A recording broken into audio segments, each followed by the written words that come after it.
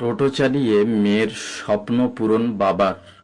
গৃহশিক্ষক ছাড়াই উচ্চ মাধ্যমিকে সেরার সেরা সুমি। টোটো চালকের মেয়ের অভাবনীয় সাফল্য।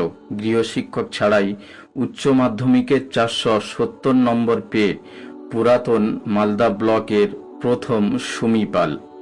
নুন আনতে পান্তা ফুরানো সংসারে আজ আনন্দের কান্না। অভাবের সংসারে নুন আনতে পান্তা ফুরায়, কিন্তু মেধার লড়াইয়ে কোনো বাধাই আটকাতে পারল না সুমি পালকে। 2026 সালের উচ্চ মাধ্যমিক পরীক্ষায় 470 নম্বর পেয়ে পুরাতন মালদা ব্লকের সমস্ত স্কুলকে পিছনে ফেলে মেয়েদের মধ্যে প্রথম স্থান ছিনিয়ে নিলেন সুমি।